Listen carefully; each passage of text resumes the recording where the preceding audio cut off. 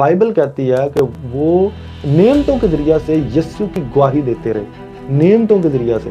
नेमतें अगर आपके पास नहीं है, गिफ्ट वरदान आपके पास नहीं है, तो यीशु की आप गवाही अधूरी देंगे, पूरी नहीं। मान लो आप कहीं पे ये कह रहे हो कि यीशु शाफी है, पर वहाँ वो बीमार लेके आ जाए और वो कहें कि जी आपका यीशु शाफी है, तो ये 5-10 हैं, तो कोई तो चंगा हो।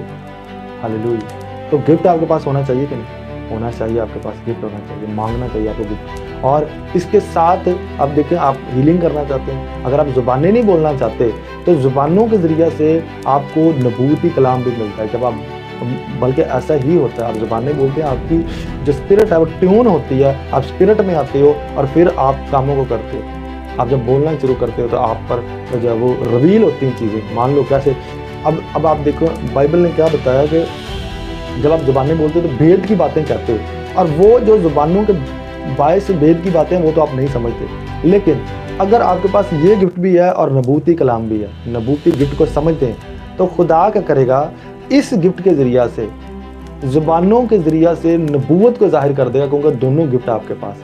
आप ज़ुबानें बोलोगे तो नबूवत वो देता जाएगा। रा बाशन ताला रज़िन तारा, मैं तेरी ज़िंदगी में ये देखा रहीन दोलो रज़ी कला रबीज़ा कला, खुदा आपसे बात करें, क्योंकि आप स्पिरिट में, क्योंकि ये गिफ्ट जो है ये आपको स्पिरिट में लेके जाता है, ट्यून करता है।